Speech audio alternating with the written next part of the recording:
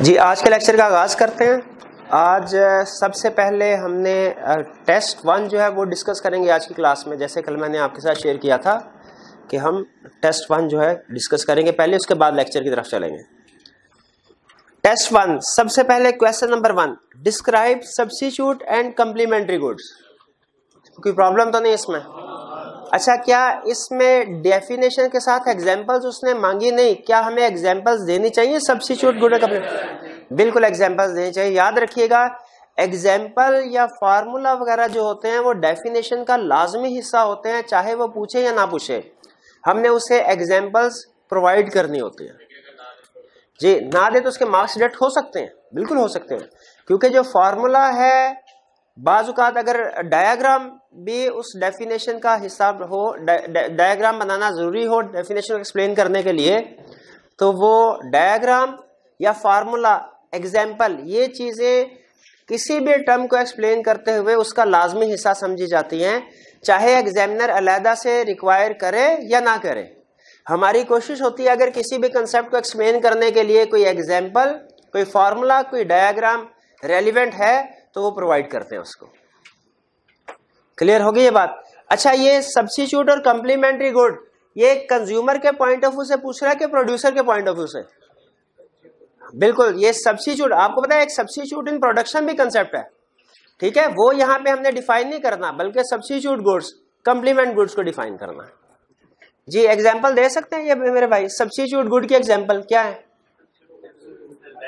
Define कीजिए, क्या होती है सब्स्टिट्यूट गुड्स? जी, अगर एक चीज की प्राइस कम होने की वजह से दूसरे की डिमांड कम हो जाए तो वो सब्स्टिट्यूट गुड है, और अगर एक की प्राइस कम होने की वजह से दूसरे की डिमांड ज्यादा हो जाए, कम्प्लीमेंट गुड्स। ठीक है, इसमें प्राइस किसी और की है और डिमांड किसी और की है। Question number 2, according to the law of demand when price of a commodity increases its demand falls. सही कह रहे हैं बिल्कुल। The law holds good under certain assumptions. Briefly describe the limitation of the law. अब देखिए, discussion करा, पहले उसने लॉ की बात की, फिर उसने assumptions की बात की, एंड में पूछा क्या? लिमिटेशन। क्वेश्चन को घुमा के लिमिटेशन पे लेके आया। तो मुझे बताइए, मुझे assumption लिखनी चाहिए या लिमिटेशंस? लिमिटेशंस। अच्छा बताइए, क्या लॉ ऑफ डिमांड की assumptions और लिमिटेशन में फर्क है? बिल्कुल फर्क है। अजम्पशंस में तो हमारी वर्डिंग स्टेटमेंट इस तरह की होती है कि इट इज एज्यूम्ड दैट के नॉन प्राइस डिटरमिनेंट्स हैं वो सेम रहे, लेकिन लिमिटेशन में हम क्रिटिसिज्म करते हैं।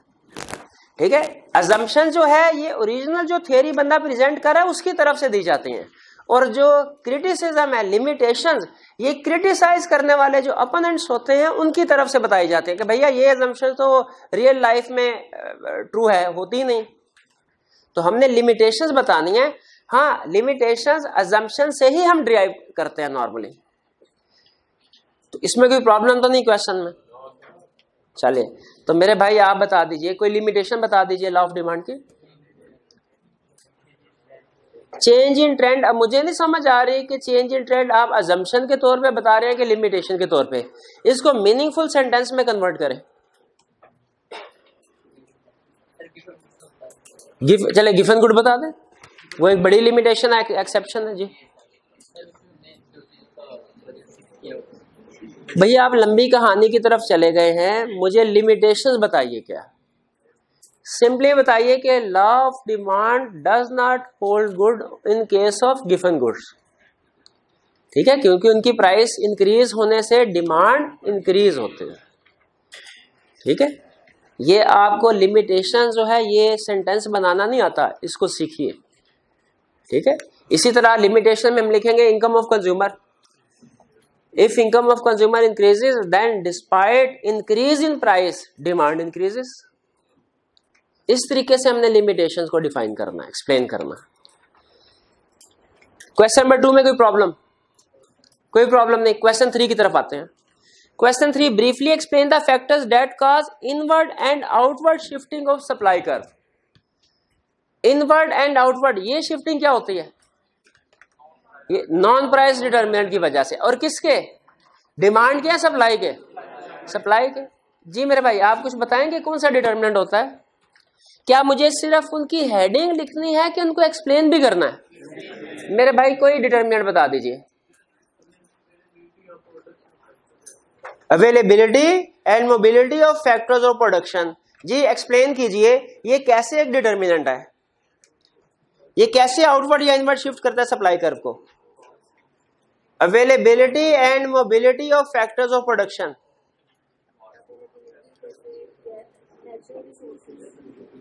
जी जी नहीं, availability and mobility of factor, अगर तो फैक्टर ऑफ प्रोडक्शन ज्यादा अवेलेबल हैं या उन्हें मोबिलाइज किया जा सकता है एक सेक्टर से दूसरे सेक्टर में, एक रीजन से दूसरे रीजन में, तो फिर उनकी सप्लाई इंक्रीज होती है। ठीक है, वो आउटवर्ड शिफ्ट करते हैं। इसके अलावा और कौन सा जी फैक्टर्स हैं जो कि इनवर्ड या आउटवर्ड ऑफ सप्लाई कर्व का बायस बनते हैं? जी बताइए आप। टेक्नोलॉजी, टेक्नोलॉजी के अलावा और कौन सा फैक्टर है भाई? जिससे पूछ रहा हूं वो बताएं। इनडायरेक्ट टैक्सेस, शाबाश। और कौन से फैक्टर्स हैं जो सप्लाई को अफेक्ट करते हैं? एनवायरमेंटल कंडीशन, बिल्कुल, ये फैक्टर्स हैं जो कि इनवर्ड। अच्छा, प्राइस ऑफ द गुड को मैं लिख दूं यहां पे? क्यों, वो क्यों ना लिखो? हाँ, वो कह रहा है कि ये आउटवर्ड इनवर्ड शिफ्ट के फैक्टर्स बताने हैं, वो तो मूवमेंट का फैक्टर है। Correct. Question number 4, the market equilibrium comes at that price and quantity where the forces of supply and demand are in balance. सही कह रहा है, मार्केट उस वक्त इक्विलिब्रियम में होगी जब डिमांड और सप्लाई इक्वल होगी। Why the price settles down at the equilibrium intersection of supply and demand? What happens if the market price starts out too high or too low? कहता है अगर मार्केट प्राइस बहुत ज्यादा high होगी या बहुत ज्यादा लो होगी तो फिर क्या होगा? Explain with the help of illustration. ये जो why the price settle down at the equilibrium intersection, इसकी बजाय मुझे लगता है ये वाई की बजाय व्हेन का वर्ड होना चाहिए। ठीक है, बहरहाल जो उसकी रिक्वायरमेंट है वो सेकंड सेंटेंस में है। What happens if the market price starts out too high or too low? अगर मार्केट प्राइस इक्विलिब्रियम प्राइस से बहुत ज्यादा हाई है या लो है तो फिर क्या होगा? डायग्राम की मदद से बनाए तो हमें वो डिसइक्विलिब्रियम की डायग्राम पूछ रहा है। ठीक है, अगर मार्केट प्राइस टू हाई हो तो क्या होगा? सरप्लस होगा। आगे फर्दर बताइए, सरप्लस है तो क्या होगा? सरप्लस की सिचुएशन में क्या होगा? सरप्लस की केस में सप्लाई ज्यादा नहीं होगी मेरे भाई, वो तो ऑलरेडी ज्यादा है। जब इकोनॉमी में सरप्लस स्टॉक है तो सेलर क्या करेंगे? प्राइस कम करेंगे, डिस्काउंट्स ऑफर करेंगे। प्राइस कम करने की वजह से डिमांड ज्यादा होगी, सप्लाई कम होगी, डिमांड ज्यादा होगी। सरप्लस आहिस्ता आहिस्ता खत्म होता जाएगा, प्राइस डाउन होती जाएगी और इक्विलिब्रियम पे आके सेटल होगी। इसी तरह अगर इनिशियली प्राइस टू लो है फिर क्या होगा? इकोनॉमी में वो शॉर्टेज की सिचुएशन आएगी। यहां पे अब सेलर क्या करेंगे? अब सेलर अपनी प्राइस इंक्रीज करेंगे क्योंकि डिमांड ज्यादा, सप्लाई कम।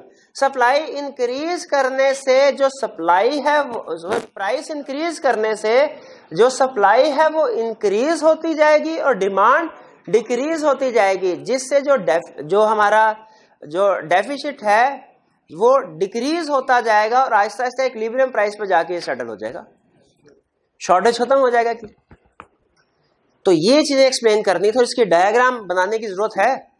वो तो आपको नहीं मैं यहां बना के आपको दिखा दूं या पता है आपको?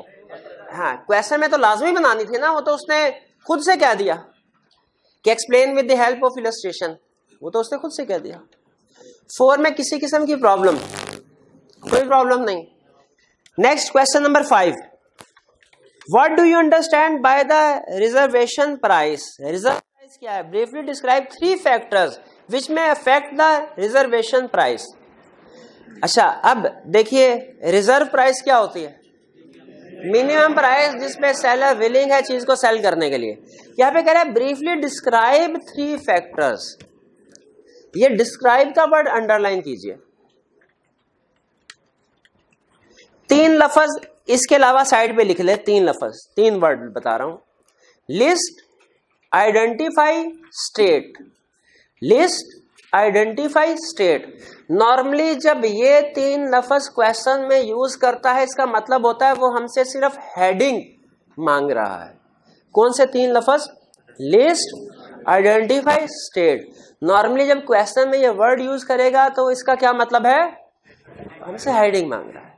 लेकिन जब इसके अलावा कोई दूसरा वर्ब यूज करता है जैसे एक्सप्लेन, डिस्क्राइब, तो इसका क्या मतलब होता है कि भाई मुझे हेडिंग के साथ साथ उसकी एक्सप्लेनेशन भी चाहिए। तो बताइए इसमें सिर्फ हेडिंग देंगे, एक्सप्लेनेशन भी?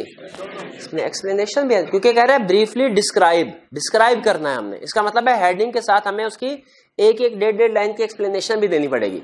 एक्सप्लेनेशन कोई लंबी चौड़ी देने की जरूरत नहीं होती इकोनॉमिक्स में। 2, 2.5 लाइनों 3 लाइनों में एक्सप्लेनेशन दे दी जाए नॉर्मली काफी होती है। ठीक है, 1 नंबर के लिए मोर देन इनफ है कि आप एक हेडिंग दे और 2 लाइनें लिख दे बस। ठीक है, 1 नंबर के लिए काफी है जी। 5 में कोई प्रॉब्लम? ये फैक्टर्स पता है ना रिजर्व प्राइस के कौन से होते हैं? कौन से फैक्टर्स है? इनकम इफेक्ट है, सब्स्टिट्यूशन इफेक्ट है, ये भाई ये तो नहीं है। ये रिजर्व प्राइस के फैक्टर्स तो नहीं है। ये तो आप बता रहे हैं डिमांड कर्व स्लो डाउनवर्ड क्यों है। Income effect, substitution effect, law of diminishing margin utility. नहीं भैया ये नहीं, गलत कर दिया आपने जी। आप बताइए कॉर्नर वाले भाई। कॉस्ट ऑफ प्रोडक्शन है, इनकम ऑफ द कंज्यूमर है, बिल्कुल nature of objective of form है, मार्केटिंग स्ट्रेटजी है या मार्केट को पेनिट्रेट करना चाहते हैं, क्या है? बिल्कुल करेक्ट। क्वेश्चन 5 में कोई प्रॉब्लम? क्वेश्चन 6 कर ले हम। एमसीक्यूज, ये चैप्टर 2 के वैसे एमसीक्यूज हमने डिस्कस किए हुए ना। चलिए हाँ वही एमसीक्यूज हैं। फिर भी क्वेश्चन नंबर 1 में कोई प्रॉब्लम? एमसीक्यू नंबर 1 में problem, demand curve slopes downward because of, किसकी वजह से? 3 रीजन है, income effect, substitution effect, law of diminishing margin utility. लेकिन यहां पे चूंकि उनमें से एक ही ऑप्शन उसने दिया, हम वही करेक्ट करेंगे। तो करेक्ट ऑप्शन है C, law of diminishing margin utility. Second, which of the following is held constant along the demand curve. Demand curve में से इसमें से किस चीज को कांस्टेंट रखा जाता है? इनकम, प्राइस और क्वांटिटी ये तो चेंज होती रहती है ना दोनों, इनकम को कांस्टेंट रखा जाता है। अजम्पशन है हमारे। Correct option C. Third, demand curve in case of given good is positively slope. ये वर्टिकल का मतलब क्या होगा? ये इस तरह स्ट्रेट या इसी सीधा स्ट्रेट? वर्टिकल, वर्टिकल का मतलब बिल्कुल, इसको कहते हैं हॉरिजॉन्टल। तो ये जो गिवन गुड के केस में स्लोप होगा वो पॉजिटिव होगा। क्यों? क्योंकि गिवन गुड का डिमांड कर्व प्राइस बढ़े तो उनकी डिमांड इंक्रीज होती है। 4, normal goods experience an increase in consumption when real income increases. Real income increase हो तो क्या नॉर्मल गुड्स की कंजम्पशन बढ़ती है? बिल्कुल। रियल इनकम फॉल्स, नहीं भैया, इनकम कम होने से तो वो डिक्रीज होती है। प्राइस राइजेस, प्राइस बढ़ जाए तो फिर भी कंजम्पशन कम होते हैं। टेस्ट चेंज, टेस्ट अगर चेंज हो जाए, भाई टेस्ट चेंज हो जाए हमारा तो उसको कम इस्तेमाल करेंगे, ज्यादा थोड़ी करेंगे। तो करेक्ट ऑप्शन क्या हुई? ए, नॉर्मल गुड्स की कंजम्पशन इंक्रीज होती है जब लोगों की इनकम इंक्रीज हो जाए। 5th, ceteris paribus in Latin term meaning. ceteris paribus का मतलब क्या है? Other things being equal. C, ये ज्यादातर सी ऑप्शन नहीं करेक्ट हो रही। चलिए, तो इसका मतलब ये हुआ अगर एग्जाम में हमने फर्ज कीजिए तुक्का लगाना हुआ, ऐसे ही आपने तुक्का लगाना नहीं, 12 वैसे हमें तुक्का लगाना नहीं चाहिए, हमें कंसेप्ट का पता होना चाहिए इंशाल्लाह जी। 6 में, a demand curve shows the relationship between quantity demanded for a commodity over a given time and. Demand curve किसका रिलेशनशिप है? क्वांटिटी डिमांडेड का किसके साथ? प्राइस के साथ। सी, यानी प्राइस ऑफ रिलेटेड कमोडिटीज। नहीं, प्राइस ऑफ कमोडिटी। ये रिलेटेड कमोडिटी किसको कहते हैं हम? रिलेटेड कमोडिटी किसको कहते हैं? नहीं पता भैया, आप बताइए रिलेटेड कमोडिटी किसको कहते हैं? जो सब्स्टिट्यूट हो और कंप्लीमेंट्री हो, दोनों के लिए कंबाइंड टर्म है रिलेटेड गुड्स या डिपेंडेंट गुड्स भी। इसका अपोजिट क्या है? इंडिपेंडेंट गुड्स, जिसे अनरिलेटेड गुड्स भी कहते हैं। तो 6 में क्लियर हो गया। 6 में करेक्ट ऑप्शन है D. 7, A fall in demand for commodity x can be caused by. Commodity x की जो डिमांड कम हुई है, इसकी रीजन क्या हो सकती है? A fall in the price of substitute. Substitute की प्राइस कम हुई, उसकी अपनी डिमांड ज्यादा हो जाएगी। हमारी सब्स्टिट्यूट अपोजिट मूव करते हैं, हमारी डिमांड कम हो जाएगी। तो यही पूछ रहा है। इसका मतलब है ए ऑप्शन हमारी करेक्ट होगी, लेकिन एहतियातन हमने बी, सी और डी ऑप्शन को भी समझ लेते हैं कि ये क्यों गलत है। A fall in the price of complement, देखिए कम्प्लीमेंट की प्राइस कम होगी तो कम्प्लीमेंट की अपनी डिमांड बढ़ जाएगी। हमारी प्रोडक्ट ने साथ चलना है कम्प्लीमेंट के केस में, तो हमारी प्रोडक्ट की डिमांड भी, मेन प्रोडक्ट की डिमांड भी बढ़ जाएगी। तो ये तो इंक्रीज वाली बात हो जाएगी, और वो पूछ रहा है फॉल इन डिमांड, डिक्रीज वाली। तो बी ऑप्शन इसलिए गलत है। C option, rise in price of substitute, substitute की प्राइस इंक्रीज होगी। अगर सब्स्टिट्यूट की प्राइस इंक्रीज होगी तो उसकी अपनी डिमांड क्या होगी, कम हो जाएगी, और हमारी मेन गुड की डिमांड क्या, अपोजिट मूव करना है, वो बढ़ जाएगी। जबकि वो क्या पूछ रहा है, फॉल। तो इसका मतलब है ये सी ऑप्शन भी गलत हो गई। Next D option, a redistribution of income to group who favour this community. अगर ऐसे लोगों के पास इनकम आ जाए जो कि इस प्रोडक्ट को फेवर करते हैं, तो इस प्रोडक्ट की डिमांड क्या हो जाएगी, इंक्रीज हो जाएगी। जबकि वो क्या पूछ रहा है, फॉल इन डिमांड। तो करेक्ट ऑप्शन क्या हुई, ए ऑप्शन करेक्ट। 7, 8 में, when applied to the demand for commodity X, the phrase other thing equal or other thing constant means, कहता है other thing equal या other thing constant का मतलब क्या है, the price of X is held constant। नहीं भैया, X की प्राइस तो चेंज होती है।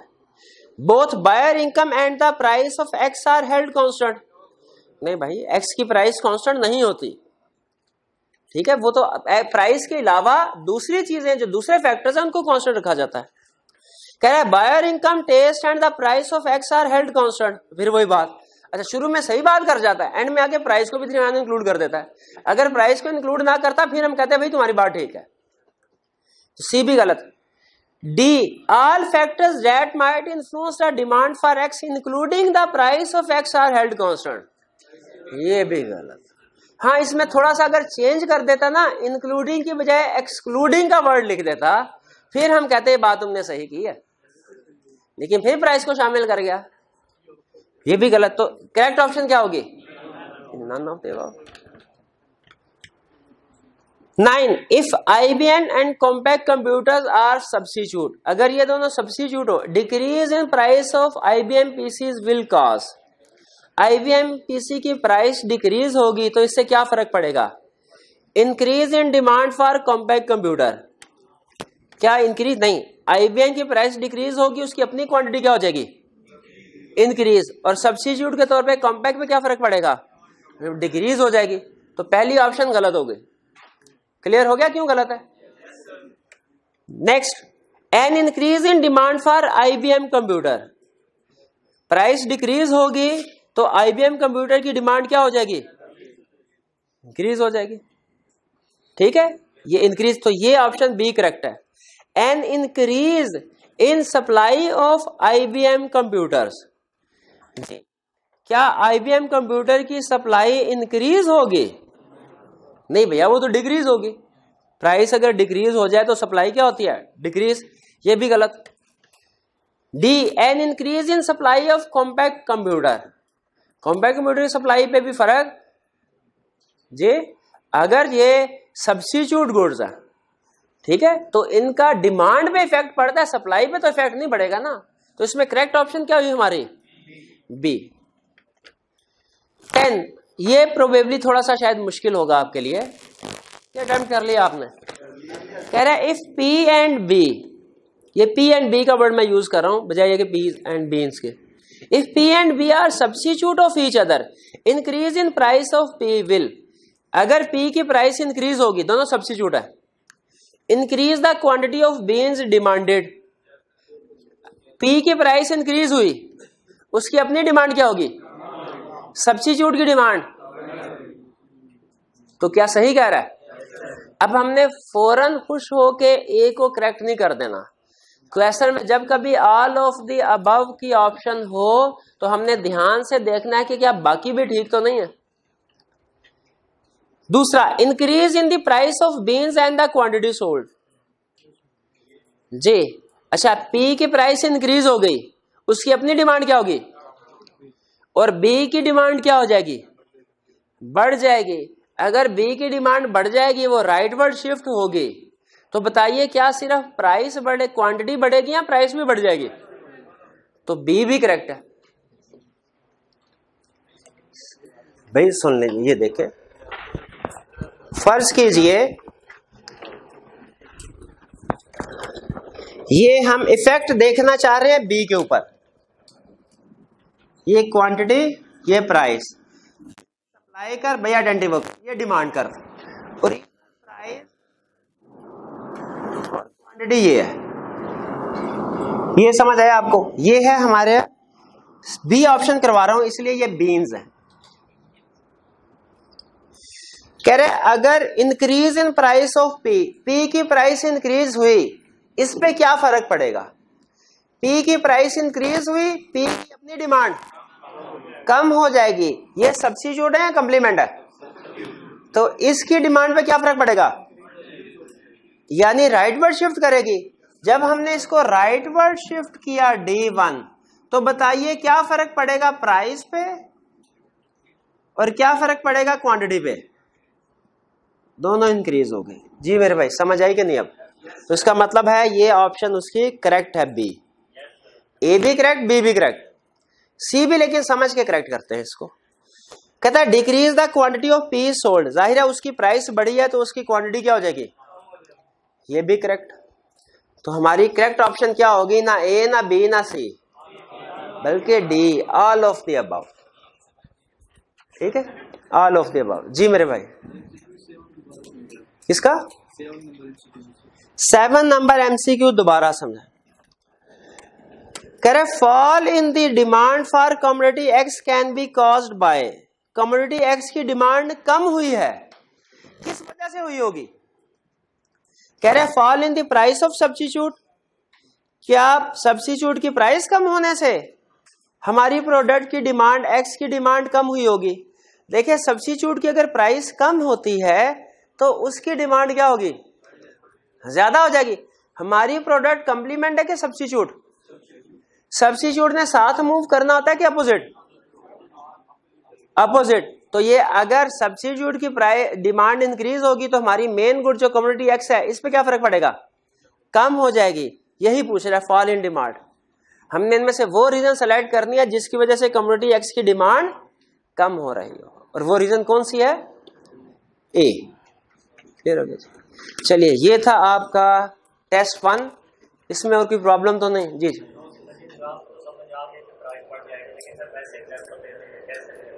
नहीं, ये भी वैसे एग्जाम्पल ही है, ये एग्जाम्पल के तौर पे आपको बता।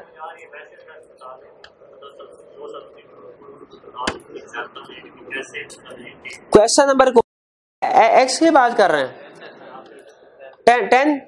हाँ जी, देखें कोक और पेप्सी की एग्जाम्पल ले लेते हैं, दोनों सब्स्टिट्यूट है।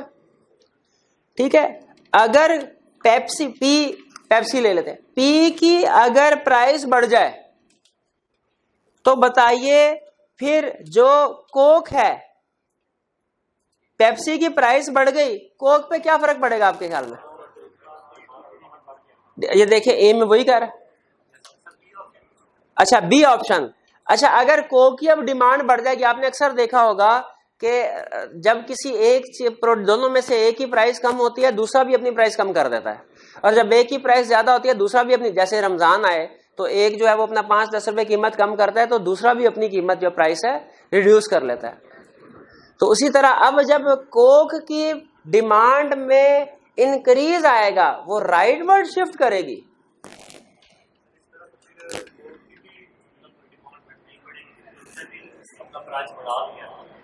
नहीं, जब उसने अपनी प्राइस बढ़ा दी है कोक ने, तो उसकी अपनी, जो पेप्सी ने अपनी प्राइस बढ़ा दी है तो उसकी अपनी डिमांड कम हो गई।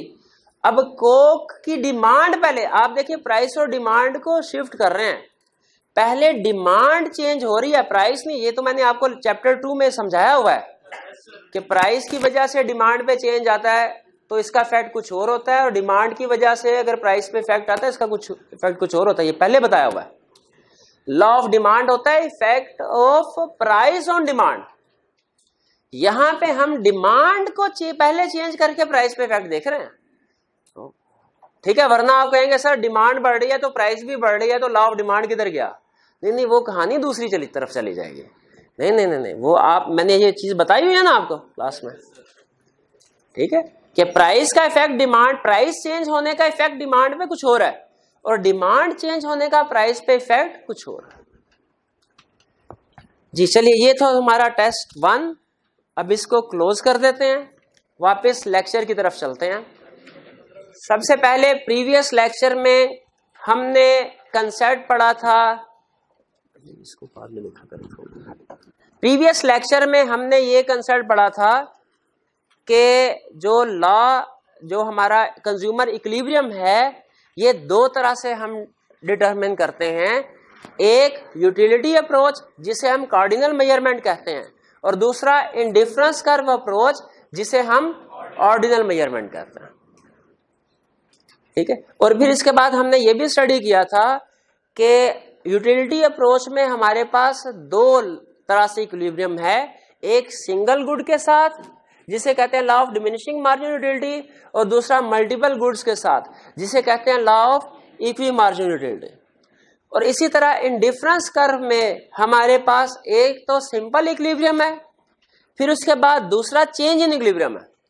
और चेंज इन इक्विलिब्रियम में तीन ऑप्शंस आपको बताए गए थे, इनकम की वजह से चेंज होना, प्राइस की वजह से चेंज होना, और फिर एक्सटेंडेड एनालिसिस। आपने इस पूरे चैप्टर में डेली बेसिस पे, हम जब भी ये लेक्चर स्टार्ट करेंगे, ये जो ओवरव्यू है, पूरा फ्लो चार्ट है इस पूरे चैप्टर का, इसको जहन में रखना है ताकि आपको पता हो कि हम किस पोजीशन पे हैं, क्या कंसेप्ट सीख रहे हैं, इसके बाद हमने क्या सीखना और इससे पहले क्या सीख चुके हैं। तो ये क्विक किस्म की रिवीजन थी कल के लेक्चर की। इसमें कोई क्वेश्चन पूछना चाहते हो तो पूछ लीजिए। कोई क्वेश्चन है? चलिए आगे चलते हैं।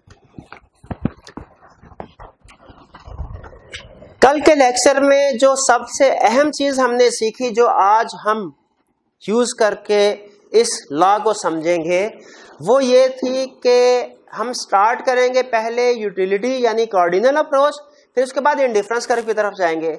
और यूटिलिटी या कार्डिनल अप्रोच में इकोनॉमिस्ट की जो बेसिक अजम्पशन होती है वो ये कि यूटिलिटी को मेजर किया जा सकता है, यूटिलिटी को न्यूमेरिक वैल्यू असाइन की जा सकती है।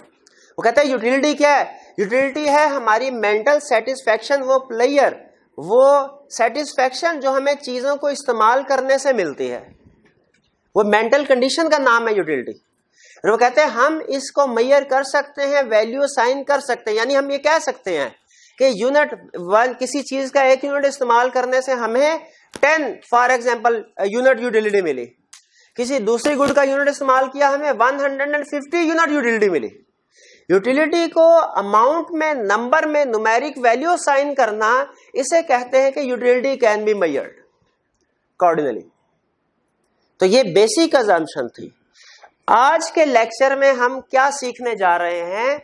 Law of diminishing marginal utility. कि law of diminishing marginal utility क्या बताता है कि अगर कंज्यूमर एक सिंगल गुड के साथ कंजम्पशन, सिंगल गुड पे कंजम्पशन कर रहा हो तो उसका इक्विलिब्रियम पॉइंट क्या होगा। पहले हम पढ़ते हैं डेफिनेशन लॉ। आपको पता है किसी भी लॉ को जब हम समझते हैं, अटेंटिव होकर सुनिएगा, किसी भी लॉ को जब हम समझते हैं तो हमने लॉ को 3 हिस्सों में डिस्क्राइब करना होता है, डिस्क्रिप्टिव फॉर्म में, टेबल फॉर्म में और डायग्राम फॉर्म में। जो मैसेज है वो तीनों सिचुएशंस में मैसेज एक जैसा ही होगा, तीनों सिचुएशन में, लेकिन डिफरेंस जो है वो किस चीज का होगा? सिर्फ और सिर्फ प्रेजेंटेशन का। तो सबसे पहले डिस्क्रिप्टिव फॉर्म में कहता है, डिस्क्रिप्टिव फॉर्म कहता है marginal utility of a good decreases with every successive unit consumed, other things remaining the same. Marginal utility of a good decreases with every successive unit consumed, other things remaining the same. अभी ये law आपको समझ नहीं आया होगा, ठीक है। मुझे ये बताइए, पहले इसको कंसेप्चुअली समझते हैं और इसके बाद इन टेक्निकल वर्ड्स की तरफ आते हैं। सबसे पहले मुझे ये बताइए कि एक टर्म है यूटिलिटी। यूटिलिटी का क्या मतलब है, ये हमें पता है क्या जी? सेटिस्फैक्शन, जो हमें किसी भी चीज को कंज्यूम करके मिलते हैं।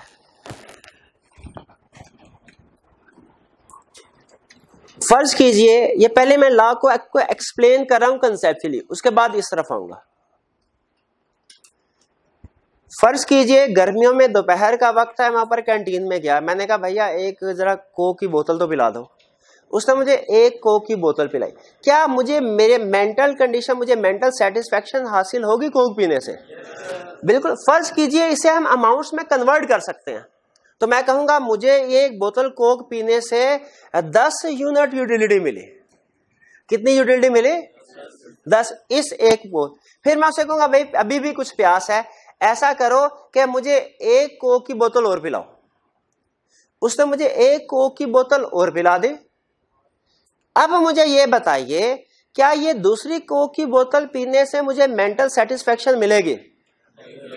यानी मुझे दूसरी कोक की बोतल पीने से भी यूटिलिटी मिली, पहला कोक की बोतल पीने से भी यूटिलिटी मिली, दूसरी कोक की बोतल पीने से भी यूटिलिटी मिली। अब सबसे अहम कंसेप्ट, इसका अगर आंसर आपने सही दे दिया तो लॉ यहीं पे खत्म हो जाएगा कंसेप्चुअली, कंसेप्ट इधर ही समझ आ जाएगा। मुझे ये बताइए कि पहले यूनिट को इस्तेमाल करने से भी मुझे यूटिलिटी मिली, दूसरे यूनिट को इस्तेमाल करने से भी यूटिलिटी मिली।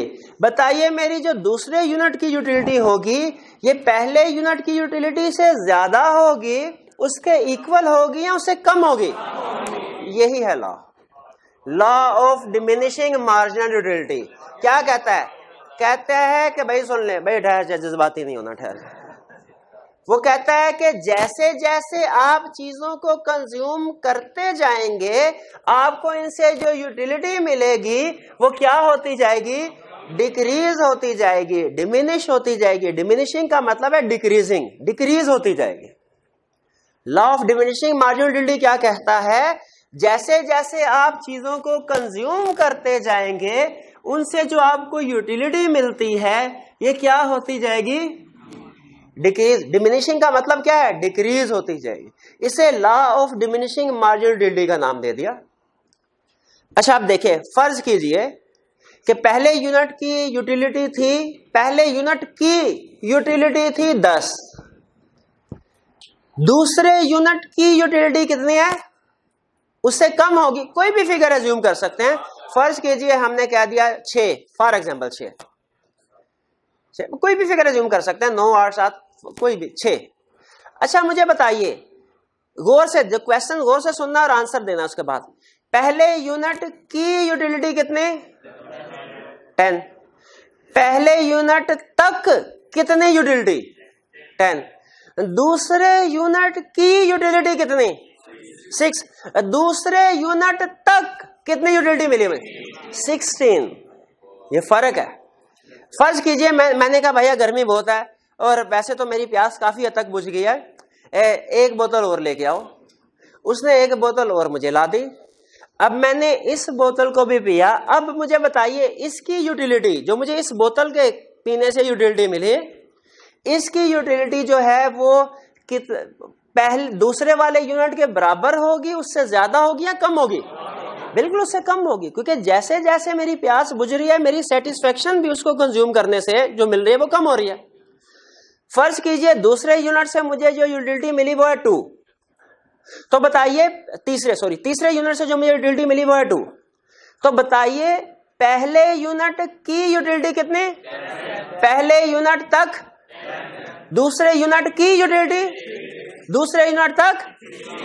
तीसरे यूनिट की यूटिलिटी? तीसरे यूनिट तक 18। अब इसके बाद उसने कहा सर 3 बोतलें आपने अपनी मर्जी से पी हैं, एक बोतल जो है मेरी तरफ से तोहफा। मैं कहा नहीं भाई अब इतनी तलब नहीं है। कहते हैं नहीं सर थोड़ी सी तो फिर भी है ये मेरे लिए। मैंने कहा ठीक है, वो बोतल भी पी ले। अब देखें, अब 0 का मतलब क्या है? मेरा पेट फुल हो गया। 0 का मतलब क्या? मेरा पेट, यानी अगर हम न्यूट्रल हो जाए, हमें किसी चीज की तलब तो ना हो लेकिन फिर भी हम इसको इस्तेमाल कर लें, तो इसका मतलब है उस यूनिट की अपनी यूटिलिटी कितनी होगी? वो 0। मैं कह लो भाई अब तो मैं बिल्कुल फुल हो गया हूं। अब फर्ज कीजिए कि उसके बाद कोई मेरा बड़ा पुराना दोस्त आया और मुझे कहने लगा भाई एक बोतल मेरे लिए भी। उसने कोक की बोतल लेके मेरे सामने रख दी। अब मैंने उससे बहुत कहा, मैंने कहा नहीं मेरा पेट बिल्कुल फुल हो गया, मेरा पेट बिल्कुल फुल। कहता है नहीं नहीं एक मेरे लिए, ठीक है। मैंने कहा अच्छा अब देखें, फर्ज कीजिए मेरी इस वक्त जहन में रखिएगा यूटिलिटी 0 पे हुई है जो मैं बोतल को इस्तेमाल करता हूँ, और पेट यूटिलिटी 0 का मतलब क्या भाई, मुझे कल्पने देना, कल्प रहा हूं ना मैं एक बंदा।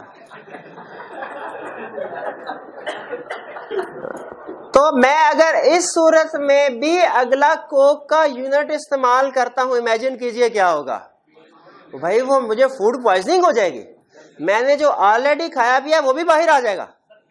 यानी दूसरे अल्फाज में मेरी यूटिलिटी नेगेटिव हो जाएगी। भाई इस पॉइंट में पहुंचे कि नहीं? इसका मतलब ये हुआ कि अब सुनिए कंप्लीट पिक्चर, अभी कंप्लीट नहीं बल्कि समझ लीजिए कि सेकंड लास्ट कंसेप्ट ऐड कर रहा हूं आज के लेक्चर का। अगर हम किसी भी चीज का यूनिट कंज्यूम करते जाएं तो हर अगले यूनिट से जो हमें यूटिलिटी मिलेगी कम होती जाएगी। भाई ये बात समझ आ गई? ये तो पहले भी समझ आ गई थी। अगला कंसेप्ट सुने, कम होते होते वो यूटिलिटी 0 पे पहुंच जाएगी, और अगर फिर भी आप चीज कंज्यूम करते रहें तो वो यूटिलिटी नेगेटिव भी हो जाएगी। और नेगेटिव का मतलब क्या जहन में रखना है, फूड पॉइजनिंग, खाया पिया वो भी बाहर आ जाएगा। भाई क्लियर हो गई ये बात? अच्छा अब देखें, आपने नोट किया होगा कि जब मैं आपसे पूछ रहा था यूटिलिटी के बारे में तो ऐसे पूछ रहा था भाई दूसरे यूनिट की यूटिलिटी और दूसरे यूनिट तक यूटिलिटी। तो इसका मतलब है यूटिलिटी की 2 टाइप्स हैं, एक है हर यूनिट की अपनी यूटिलिटी, और दूसरी है कि हमने जितने भी यूनिट्स कंज्यूम किए हैं उन सब की एग्रीगेट कलेक्टिव यूटिलिटी। इकोनॉमिक्स में दोनों के लिए अलग अलग लफ्ज है। जो होता है ना किसी भी यूनिट की अपनी यूटिलिटी स्पेसिफिक उस यूनिट की, जैसे 10 फिर 6 फिर 2 फिर 0 फिर उसके बाद माइनस, उसको हम कहते हैं मार्जिनल यूटिलिटी। जो किसी भी यूनिट की अपनी यूटिलिटी होती है उसे क्या कहते हैं? Marginal utility. और जो टोटल यूटिलिटी यानी सारे मार्जिनल यूटिलिटी को ऐड कर दें तो जो यूटिलिटी बनेगी कलेक्टिव एग्रीगेट, उसे क्या कहते हैं? Total utility. तो मार्जिनल यूटिलिटी और टोटल यूटिलिटी में फर्क समझ आया? ठीक है, अब सुनिए, अब दोबारा ला पढ़ते हैं, अब देखते हैं अब समझ आई कि नहीं आई। पहले तो हमें वो मार्जिनल यूटिलिटी की डेफिनेशन बता रहा है, कह रहा है additional utility from consumption of an additional unit. Marginal utility क्या होगी? Additional utility from consumption of additional. अब देखें, मुझे बताइए, जब मैंने कुछ भी कंज्यूम नहीं किया था, वो सिचुएशन थी, इस एग्जांपल को सामने लेके चलते हैं। कुछ भी जब मैंने पहला यूनिट कंज्यूम किया तो उस यूनिट की यूटिलिटी कितनी है? 4। और उस यूनिट तक की यूटिलिटी कितनी? तो इसका मतलब ये हुआ एडिशनल यूटिलिटी कितनी हुई? 4। और यूनिट चेंज हुए 1। एक एक्स्ट्रा यूनिट कंज्यूम करने से मेरी यूटिलिटी में कितना चेंज आया? 4 का। क्लियर हो गई ये बात? दूसरा यूनिट मैंने कंज्यूम किया तो मेरी टोटल यूटिलिटी हो गई 7। मेरी टोटल यूटिलिटी कितनी होगी? जरा मुझे बताइए, दूसरे यूनिट तक यूटिलिटी है 7, दूसरे यूनिट की यूटिलिटी कितनी है? भाई 3 कैसे कैलकुलेट किया आपने? भाई change in total utility, increase in total utility, additional total utility due to 1 additional unit consume. तो एक एडिशनल यूनिट कंज्यूम करने से मेरी टोटल यूटिलिटी में कितने का इजाफा हुआ? 3 का। 3 मार्जिनल यूटिलिटी। असूली तौर पे होना ये चाहिए था, जैसे अगर आप मेरे से पूछे ना, मैं अगर इकोनॉमिक्स बनाता ना तो मैं क्या करता? मैं कहता भैया सीधा चलो ना, मार्जिनल यूटिलिटी पहले लेके आओ, टोटल यूटिलिटी बाद में लेके आओ। कि भाई पहला यूनिट इस्तेमाल किया, यूटिलिटी 4, टोटल कितनी हुई? 4। दूसरा यूनिट इस्तेमाल किया 3, टोटल यूटिलिटी कितनी हुई? 7। तीसरा यूनिट इस्तेमाल किया, उस तीसरे यूनिट की यूटिलिटी, और तीसरे यूनिट तक 9, चौथे यूनिट की यूटिलिटी 1, और चौथे यूनिट तक टोटल। मैं ऐसे बनाता, लेकिन इकोनॉमिस्ट आपको पता है अपनी मर्जी से चलते हैं। उसने कहा नहीं नहीं, स्टैट में भूल गए, दो तरह के क्वेश्चन होते थे। एक वो होते थे जिसमें फ्रीक्वेंसी से क्यूमुलेटिव फ्रीक्वेंसी कैलकुलेट करते थे, सीधे क्वेश्चन। भाई एक वो भी तो होते थे जिसमें क्यूमुलेटिव फ्रीक्वेंसी दी होती थी और फ्रीक्वेंसी कैलकुलेट करते। भूल गए आप? बिल्कुल। तो कह रहा है यहां पे याद कर लें। इसका मतलब है यहां पे हमें वो उलट चला रहा है। असूली तौर पे यूटिलिटी मार्जिनल यूटिलिटी से टोटल यूटिलिटी पे पहुंचना चाहिए, लेकिन यहां पे हमें घुमा। अब उसकी मर्जी, आपको तो इकोनॉमिस्ट अपनी मर्जी करते हैं, वरना हम प्राइस क्वांटिटी उन्हें चेंज करवा देते, कहते नहीं हमारी मर्जी है। तो हमने कहा ठीक है। कहते सुन लें, हम मार्जिनल यूटिलिटी से टोटल यूटिलिटी कैलकुलेट नहीं करेंगे। क्या करेंगे? बल्कि टोटल यूटिलिटी से मार्जिनल यूटिलिटी कैलकुलेट करेंगे। तो इसीलिए मार्जिनल यूटिलिटी का फार्मूला उन्होंने दिया, टोटल यूटिलिटी का फार्मूला नहीं दिया, मार्जिनल यूटिलिटी का फार्मूला दिया। क्या? Change in total utility due to change in additional unit. अब देखिए, मुझे बताइए, ला के ऊपर वापस आइए। मार्जिनल यूटिलिटी क्या, ये पता चल गया? Change in total utility, additional utility from consumption of additional unit. अगर अभी मैं 3 यूनिट कंज्यूम कर चुका हूं, मेरी टोटल यूटिलिटी 10 है, चौथा यूनिट कंज्यूम किया, टोटल यूटिलिटी 13 हो गई। मार्जिनल यूटिलिटी कितनी है? 3। अब सुने लॉ क्या कहता है? कहता है मार्जिनल यूटिलिटी क्या है? मार्जिनल यूटिलिटी क्या है ये समझ आ गई आपको? इसको समझाने की जरूरत तो नहीं है, ये ब्रैकेट वाली चीज आपको समझाने के लिए थी। अब लॉ की तरफ आते हैं। लॉ क्या कहता है? कहता है marginal utility of a good, किसी भी चीज की मार्जिनल यूटिलिटी क्या होता है? डिक्रीज करती है। सबसे अहम लफ्ज ये है, डिक्रीज करती है।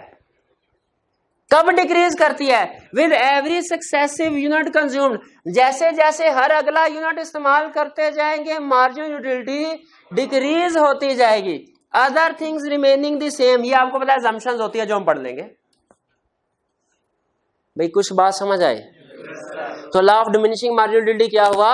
Marginal utility of every successive unit decreases. Marginal utility of a good decreases with every successive unit. कि जैसे जैसे चीजों को इस्तेमाल करते जाएंगे, हर अगले इस्तेमाल के साथ डिक्रीज होती जाएगी। आप खुद देख लें। फॉर एग्जाम्पल, एक मूवी आपको बहुत अच्छी लगती है, पहली दफा देखी, फिर दूसरी दफा देखते हैं, वो थोड़ा सेटिस्फेक्शन लेवल कम हो जाता है। तीसरी दफा देखते हैं, चौथी, फिर आप बोर होना शुरू हो जाते हैं। एक वक्त ऐसे आता है।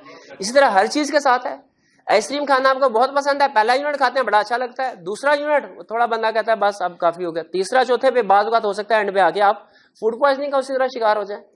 तो हर चीज के साथ इसी तरह है। किसी भी चीज को आप जैसे जैसे इस्तेमाल करते रहेंगे, वैसे वैसे उसकी मार्जिनल यूटिलिटी कम होती जाएगी। मार्जिनल यूटिलिटी उस चीज को कंज्यूम करने से उस स्पेसिफिक यूनिट की अपनी यूटिलिटी, और टोटल यूटिलिटी एग्रीगेट। भाई कंसेप्ट समझ आया? आगे चलते हैं। अब इसी मैसेज को, इसी चीज को दूसरे टेबल के जरिए समझते हैं। Unit first, second, third, fourth, 1 2 3 4 5 6, कोई प्रॉब्लम तो नहीं। अब हमने ये टेबल बनाना होगा एग्जाम में अगर, तो याद रखे दोनों कॉलम याद करने की जरूरत नहीं है। किसी एक कॉलम को याद करे, दूसरा ऑटोमेटिकली याद हो जाएगा। भाई ऐसे कि फ्रीक्वेंसी दी हो तो क्यूमुलेटिव फ्रीक्वेंसी बना सकते हैं कि नहीं? ऐसे। भाई क्यूमुलेटिव फ्रीक्वेंसी दी हो तो फ्रीक्वेंसी बना सकते हैं कि नहीं? ऐसे। अब देखें दोनों में से मुझे कौन सा आसान लग रहा है? मार्जिनल यूटिलिटी का। मैं प्रेजेंट टेबल में पहले टोटल यूटिलिटी करूंगा, लेकिन याद कौन सा करना मैंने? क्या है? 4 3 2 1 0 -1। ये टेबल याद हो गया। 1 2 3 4 5 6 4। भाई 6 तक है मेरे भाई, 6 तक। और फिर मार्जिनल यूटिलिटी 4 3 2 1 0 -1। देखे मुझे 0 भी शो करवाना है लाजमी, -1 भी शो करवाना है लाजमी, ताकि मैं ये कंसेप्ट बता सकूं कि भाई मार्जिनल यूटिलिटी 0 भी हो सकती है, मार्जिनल यूटिलिटी नेगेटिव भी हो सकती है। इसके बगैर मेरा कंसेप्ट कंप्लीट नहीं होगा। भाई समझ आती है? अच्छा, फोर्थ ये कॉलम लाएंगे 4 3 2 1 0 -1। तो मुझे बताइए, अब ये फिगर्स मैंने नहीं दिया आपको,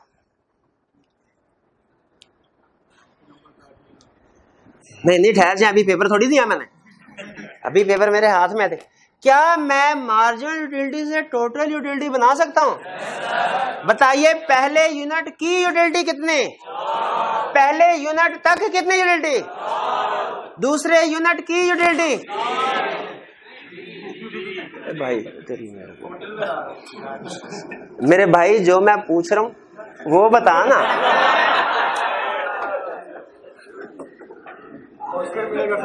फिर पहले यूनिट की यूटिलिटी, पहले यूनिट तक, दूसरे यूनिट की यूटिलिटी, दूसरे यूनिट तक, तीसरे यूनिट की, तीसरे यूनिट तक, चौथे यूनिट की, चौथे यूनिट तक, पांचवें यूनिट की, पांचवें यूनिट तक, छठे यूनिट की, छठे यूनिट तक। भाई धन्यवाद, जाइए पधारिए, आप पधारिए, दरवाजा खोले इनके लिए।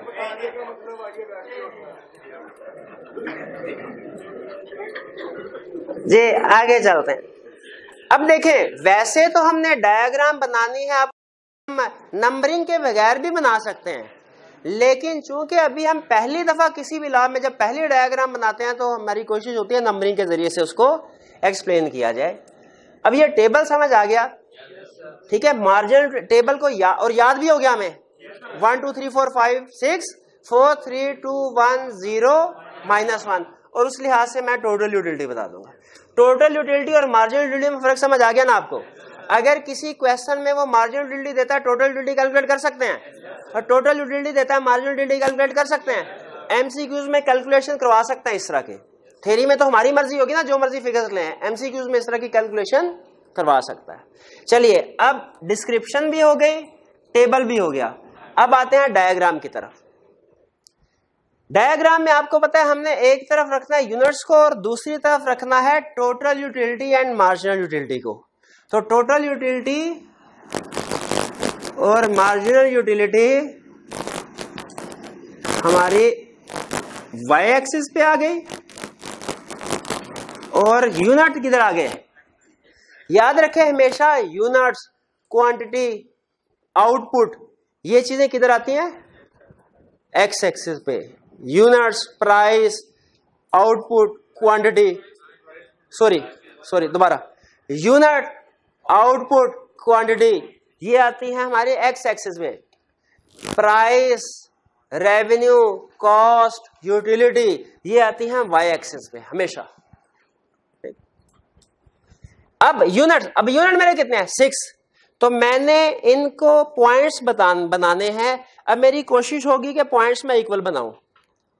तो इसमें 6 तो नहीं बन सकेंगे, तो मुझे थोड़ा इनको जी हाँ बिल्कुल वही करने लगा जैसा करते होते हैं मार्क। लेकिन मैंने कोशिश करनी है डिस्टेंस इक्वल रहे। 1 2 3 4 5 6। 1 2 3 4 5 6। अब देखिए वाई एक्सिस पे भी मुझे पॉइंट चाहिए। कितने पॉइंट चाहिए, 6 ही पॉइंट चाहिए। तो मैं वाई एक्सिस पे भी, अब देखिए अगर पूरा मार्कर रखूं तो ये भी कम पड़ जाएगा। तो इसका मतलब मुझे यहां पे भी उसी तरह करना चाहिए। 1 19 20 की माफी है। 2 3 ये तो ऊपर जा रहा है मेरे भाई। 5 कोई बात नहीं, हम भी ऊपर ले जाते हैं यार। 6 चले। 1 2 3 4 5 6। जी यहां तक कोई प्रॉब्लम तो नहीं है, समझ आ गया हमने कैसे इसको निशान लगाए। अब आगे चलते हैं। अब 2 लेबलिंग क्लियर होगी मैंने कैसे की, ये नंबरिंग कैसे की है। अब मुझे बताइए पहले मार्जिनल यूटिलिटी का कर्व ड्रा करूं या टोटल यूटिलिटी का। मार्जिनल यूटिलिटी का। चलिए मार्जिनल यूटिलिटी का कर लेते हैं। पहले यूनिट पे मार्जिनल यूटिलिटी कितनी है? 4। यूनिट 1 है, मार्जिनल यूटिलिटी 4। उसी तरह जिस तरह हमने वो डिमांड के केस में बनाया करते थे। पहला पॉइंट आ गया ये। दूसरे यूनिट की मार्जिनल यूटिलिटी क्या है? 3। दूसरा पॉइंट। तीसरे यूनिट की मार्जिनल यूटिलिटी क्या है? 2। यूनिट 2 ये unit 3 marginal utility 2। Fourth unit की 1। फोर्थ यूनिट की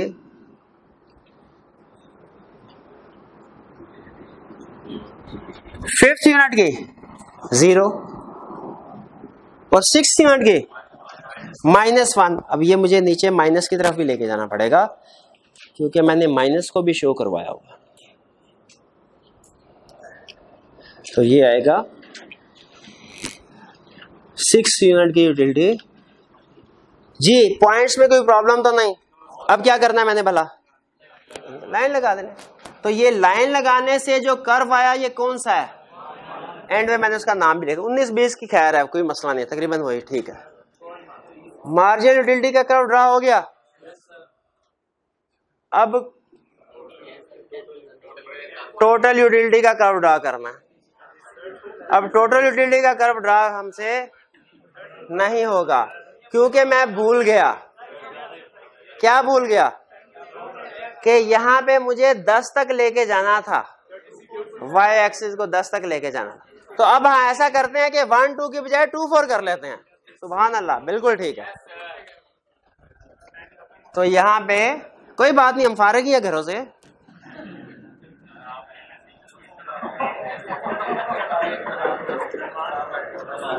जी तो यहां पे अब हम इसको दोबारा, कोई बात नहीं, प्रैक्टिस ही हो रही है ना हमारी डायग्राम ड्रा करने की।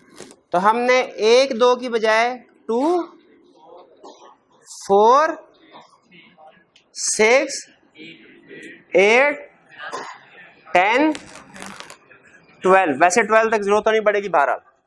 अब देखें यूनिट 1 पे मार्जिनल यूटिलिटी कितनी? 4। यूनिट 1 पे मार्जिनल यूटिलिटी 4। 2 पे कितने?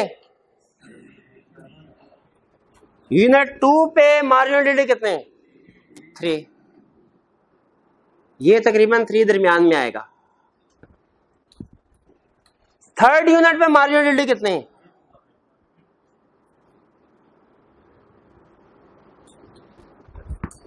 4th यूनिट पे 1 तकरीबन दरमियान में आएगा। और 5th पे 0 और 6th पे -1। -1 भी उसी तरह हमारा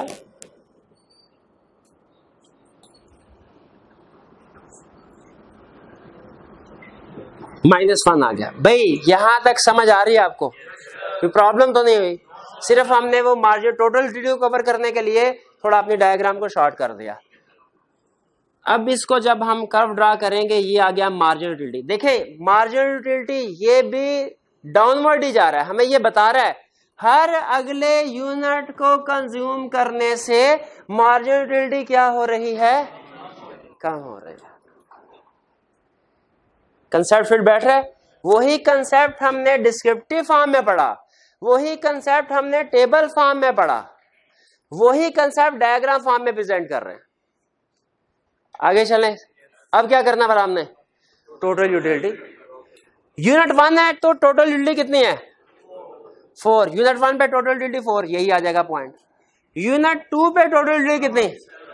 अब 7 का है, 6 और 8 के दरमियान में यहां, और यूनिट 2 इधर।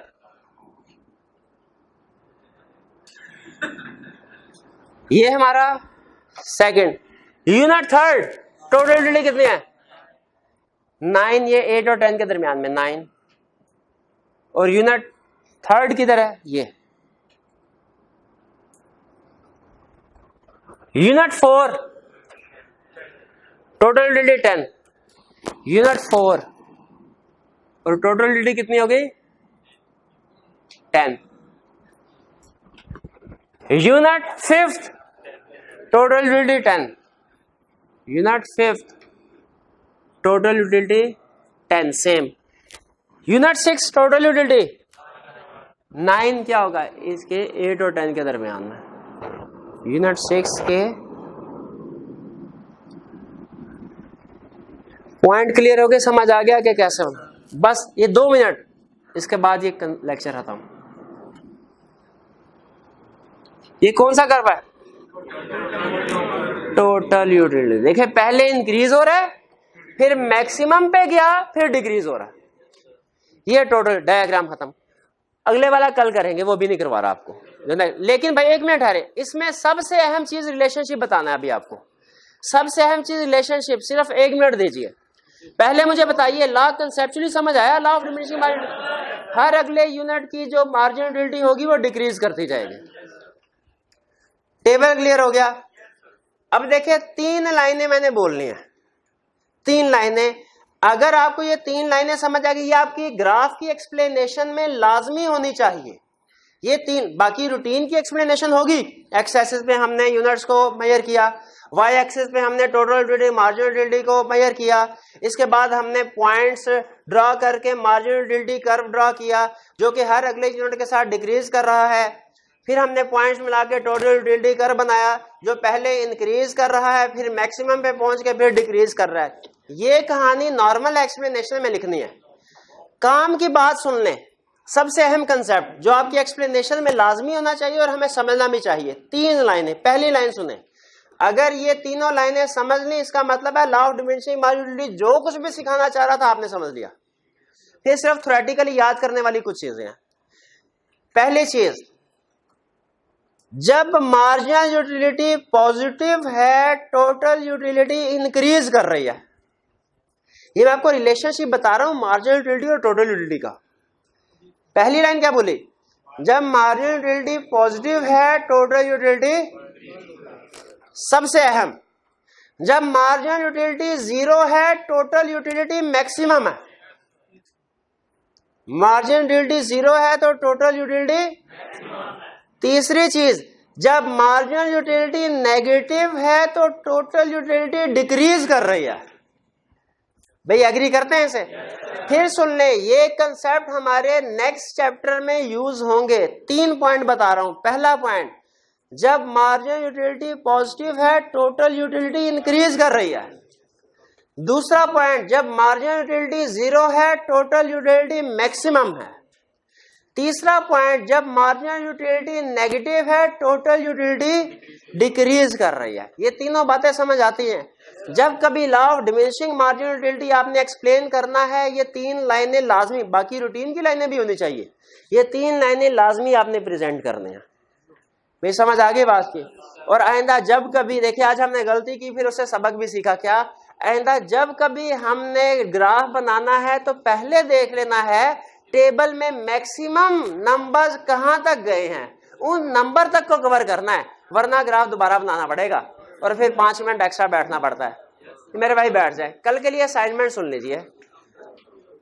कल आपने ये टेबल और ये डायग्राम ये 3 दफा बना के लाने हैं। 3 दफा। चले टेबल रहने दें, टेबल है जी से। अच्छा, इसमें कितना टाइम लगेगा भला? ज्यादा से ज्यादा 15 मिनट। चले 2 दफा बना लें। टेबल भी नहीं बनाना और डायग्राम भी 2 दफा, लेकिन ये नंबरिंग के साथ बनानी है, नंबरिंग के साथ। क्लियर हो गया जी? चलिए आज का लेक्चर यहाँ पे खत्म हो गया।